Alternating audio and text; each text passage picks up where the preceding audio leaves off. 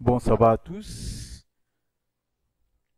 Nous remercions une fois de plus notre Dieu pour cette occasion qu'il nous accorde de pouvoir se réunir dans ce lieu. Nous le remercions aussi pour cette intelligence qu'il a donnée aux humains de pouvoir mettre en place cette technologie qui nous permet de rester en contact les uns avec les autres. Continuons à prier pour cela afin que nous puissions rester connectés les uns les autres, surtout en ces temps difficiles. Dis-moi d'où tu viens, je te dirai qui tu es. Être né quelque part influence considérablement notre vie. L'être humain s'identifie tout le temps aux membres du groupe auquel il appartient. Donc, le groupe a un impact non négligeable sur le caractère d'un individu.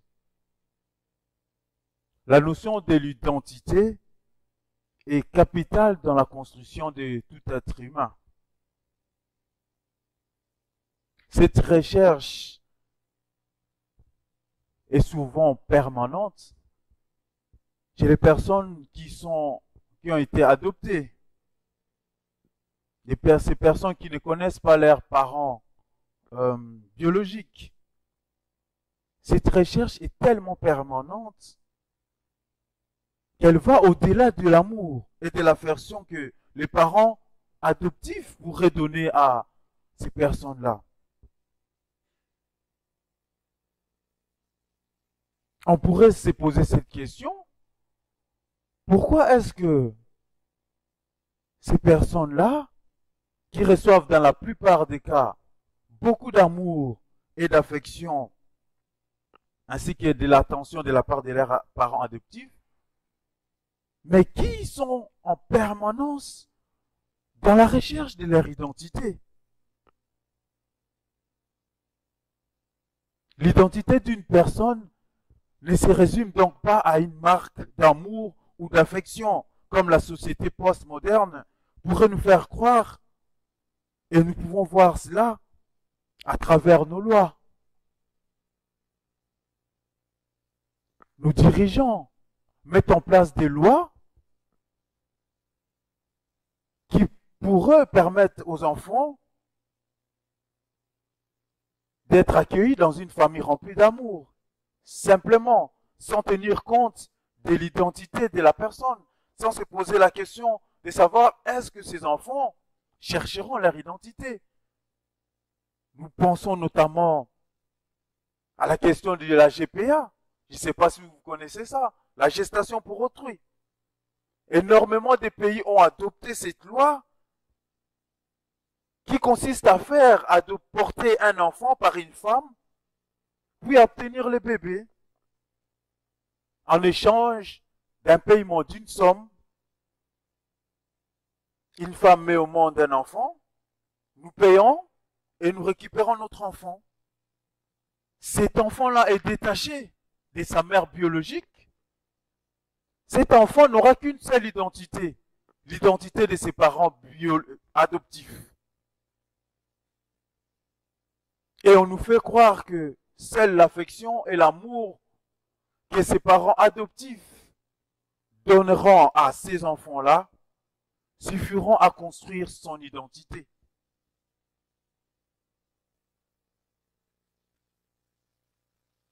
Dieu, dans la création, il a créé l'homme et la femme.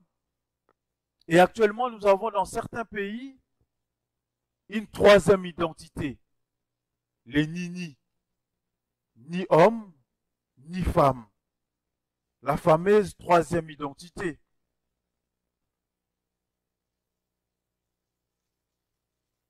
Une identité transsexuelle. Oui, l'autre humain,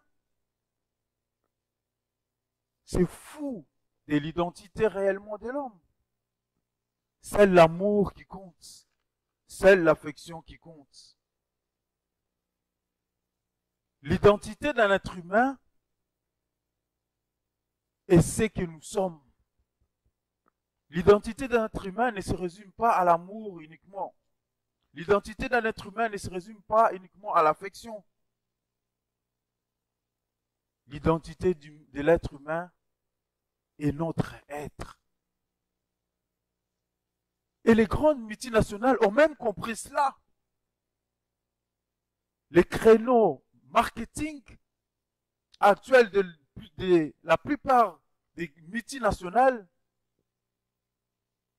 utilisent l'identité, notre ADN. Nous sommes proches de la population. Nous vendons des produits bio depuis des années. C'est ça notre identité. Cette recherche d'identité s'accentue de plus en plus. En tant que croyants, notre identité ne doit pas uniquement se résumer au fait que nous fréquentons une église.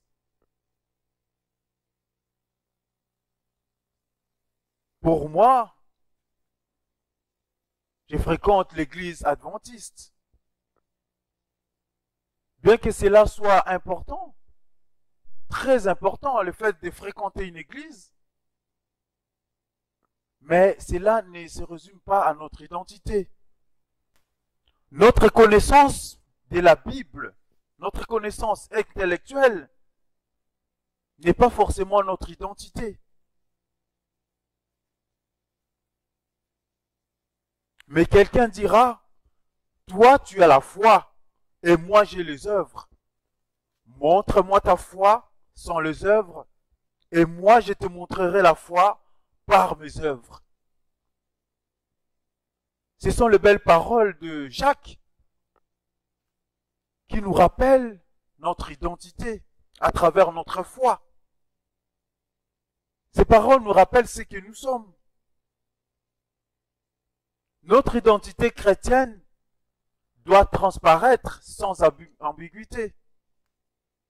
Oh oui, j'entends souvent dire que l'amour doit être au-dessus de tout et que nous devrions plutôt nous rassembler avec les autres pour constituer une force des croyants, une force des personnes qui croient en un seul Dieu. Au lieu de nous diviser, nous ne devrions pas critiquer les autres, trop critiquer les autres dénominations. Car nous-mêmes, nous ne sommes pas parfaits. Et d'ailleurs, qui sommes-nous pour juger les autres? Nous entendons même ces genres de paroles au sein même de nos églises. Qui sommes-nous pour juger les autres? Nous ne sommes que des croyants comme les autres.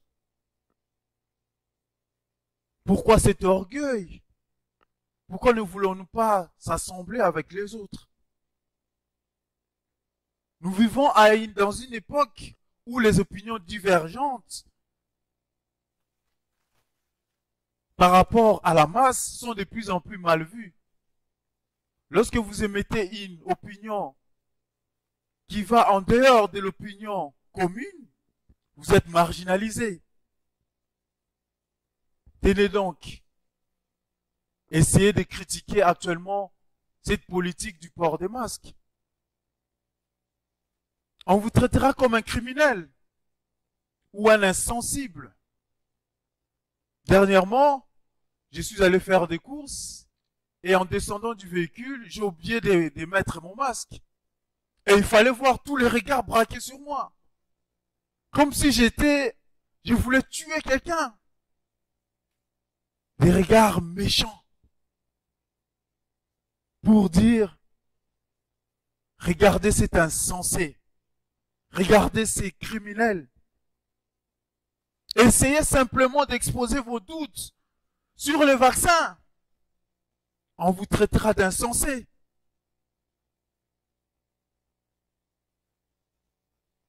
Rester dans la masse, adopter l'opinion de la masse, c'est bien cela la proposition de la société actuelle. Nous, en tant qu'adventistes,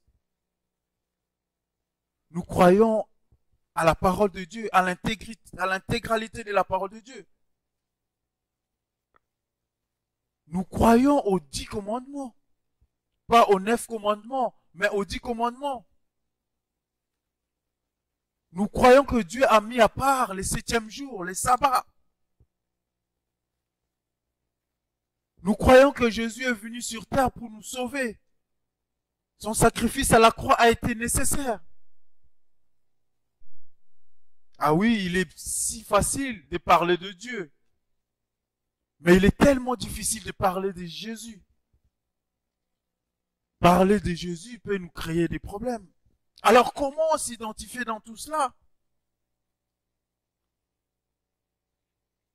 Comment garder notre identité propre, sans orgueil? La Bible nous parle de ces serviteurs qui ont compris cela. Je vous invite donc à ouvrir vos Bibles dans le livre de Daniel chapitre 1. Daniel chapitre 1, nous allons lire tous les chapitres, le verset 1 jusqu'au verset 21.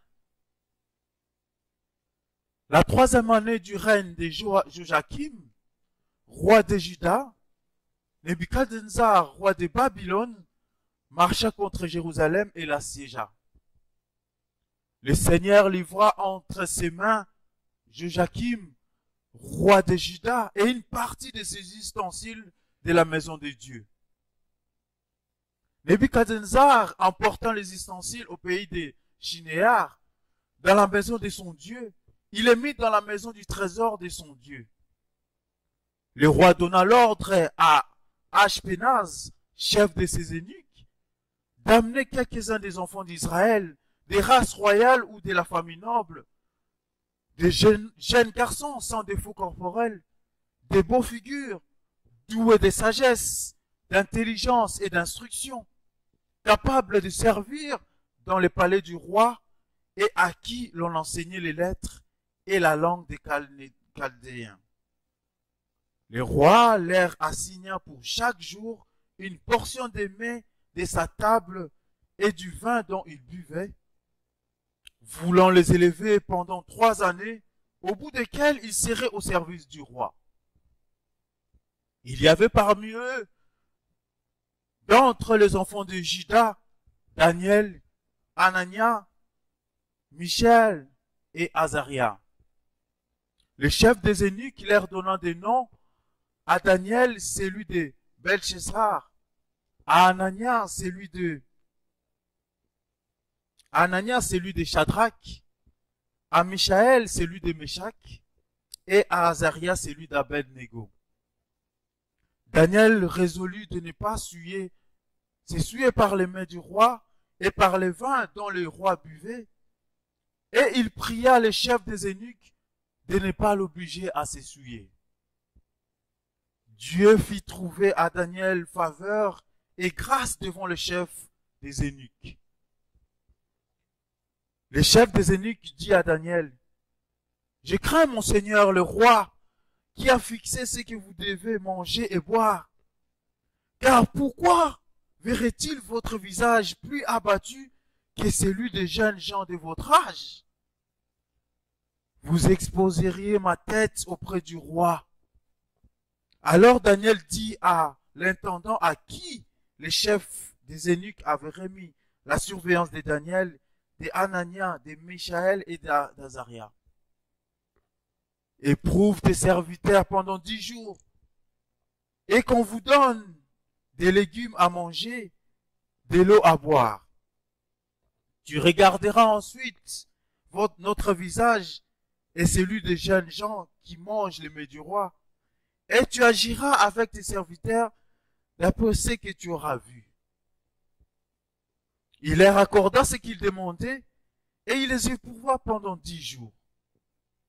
Au bout des 10 jours, ils avaient meilleur visage et plus d'un bon point que tous les jeunes gens qui mangeaient les mets du roi. L'intendant emportait les mets et les vins qui leur étaient destinés et leur donnait des légumes. Dieu accorda à ces 4 gens de la science, de l'intelligence dans toutes les lettres et de la sagesse. Et Daniel expliquait toutes les visions et tous les songes. Au terme fixé par le roi pour qu'on les lui amena, les chefs des eunuques les présenta à Nebuchadnezzar. Le roi s'entretient avec eux, et parmi tous ces jeunes gens, il ne s'en trouva aucun comme Daniel, Anania, Michaël et Azaria. Ils furent donc admis au service du roi. Sur tous les objets qui réclamaient de la sagesse et de l'intelligence et sur lesquels le roi les interrogeait, il les trouvait 10 fois supérieurs à tous les magiciens et les astrologues qui étaient dans tout son royaume. Ainsi fut Daniel jusqu'à la première année du roi Cyrus.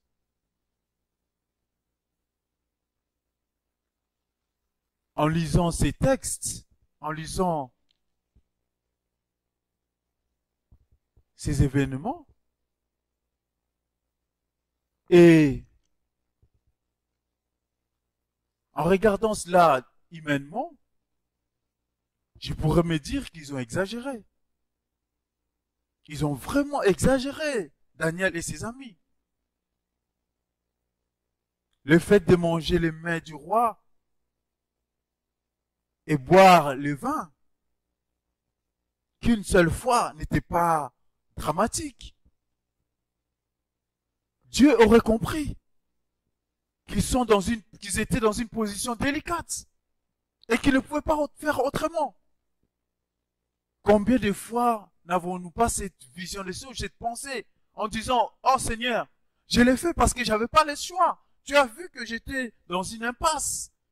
Je ne pouvais pas me positionner autrement. Je devais agir comme cela. Et je pourrais aller plus loin. En tant qu'un bon étudiant de la Bible, utiliser la Bible, utiliser notre fameux Paul, 1 Corinthiens chapitre 9, versets 19 à 21. Car bien que je sois libre à l'égard de tous, je me suis rendu le serviteur de tous, afin de gagner le plus grand nombre. Avec les Juifs, j'ai été comme les Juifs, afin de gagner les Juifs. Avec ceux qui sont sous la loi, comme sous la loi, afin de gagner ceux qui sont sous la loi. Avec ceux qui sont sans la loi, comme sans la loi, afin de gagner ceux qui sont sans la loi. Quel argument imparable, de surcroît venant d'un grand serviteur du Seigneur. Daniel et ses amis pouvaient utiliser ces moyens pour évangéliser. Dire au roi, regarde, Dieu est bon. On mange tes mets et après, on aura l'occasion de te parler de la parole de Dieu. De te parler de nos croyances. Ah oui, c'est pas grave. Je fais comme les autres. Et lorsqu'ils verront que je fais des choses comme eux, j'aurai l'occasion de discuter avec eux, de parler de la parole de Dieu. Je pourrais donc les persuader. Et en plus, avant de faire cela, je ne vais pas oublier de prier. Je pourrais même gêner en disant au Seigneur, je vais aller avec ces gens-là, fais en sorte que tu puisses toucher leur cœur.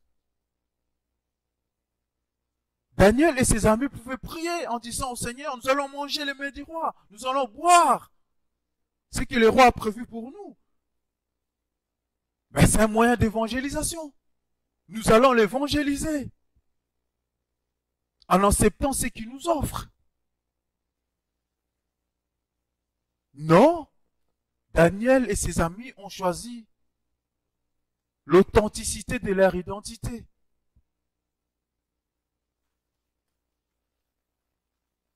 Quel orgueil! Quelle audace!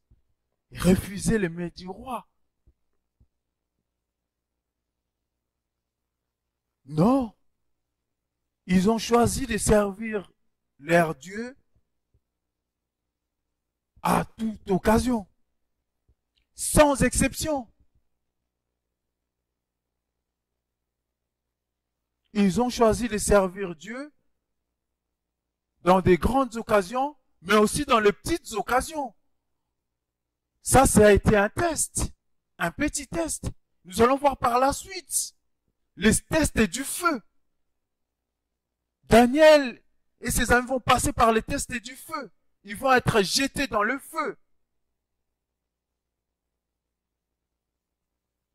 S'ils n'étaient pas fidèles dans les petites choses, est-ce que Dieu aurait pu intervenir dans ces grandes choses? Ils ont conservé leur identité. Nous aussi, nous sommes confrontés à cette question au quotidien.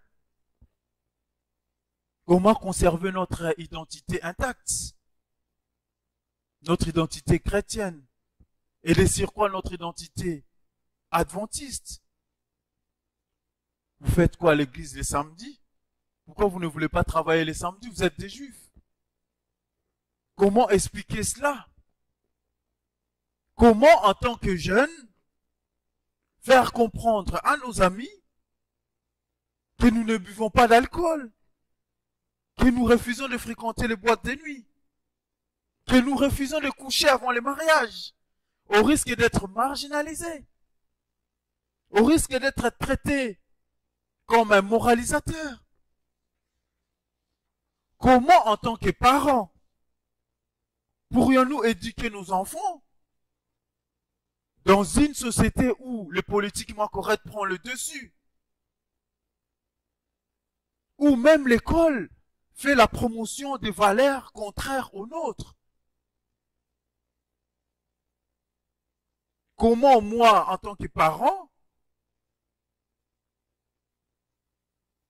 puisse expliquer à mon enfant que lorsque ton professeur t'explique que la famille, ce n'est pas uniquement papa et maman, mais c'est aussi papa et maman, comment expliquer cela à ton enfant? Comment consolider un mariage? Comment consolider un foyer dans une société où tout est mis en œuvre pour sa dislocation? Oui, frères et sœurs, seule la valorisation de notre identité en Christ sera notre rempart face à toutes les attaques pernicieuses et vicieuses de Satan. Daniel et ses frères et ses amis ont compris cela.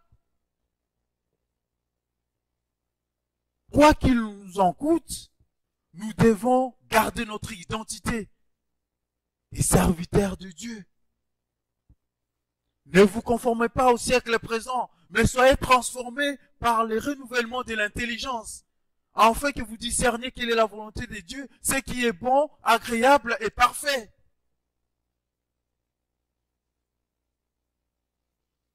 Comment vos amis vont vous voir en temps de crise?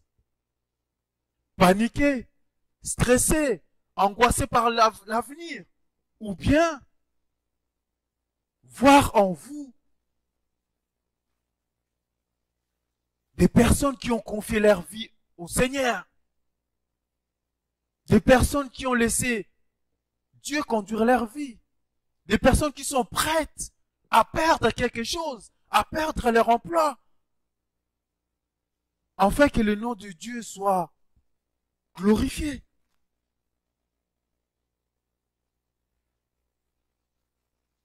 Je ne suis pas dans le monde, et ils sont dans le monde, et je vais à toi, Père Saint, garde en ton nom ce que tu m'as donné, afin qu'ils soient un comme nous. Lorsque j'étais avec eux dans le monde, je les gardais en ton nom. J'ai gardé ce que tu m'as donné, et aucun d'eux ne s'est perdu, sinon le fils de la perdition, afin que l'écriture fût accomplie. Et maintenant, je vais à toi et j'ai dit ces choses dans le monde afin qu'ils aient en eux ma joie parfaite. Je leur ai donné ta parole et le monde les a haïs parce qu'ils ne sont pas du monde, comme moi je ne suis pas du monde. Je ne t'ai pris pas de les ôter du monde, mais de les préserver du mal. Ils ne sont pas du monde, comme moi je ne suis pas du monde. Oui, Jésus a compris cela. Jésus a compris qu'on va faire face à de l'oppression. On va faire face à des décisions difficiles pour nous-mêmes, pour nos enfants.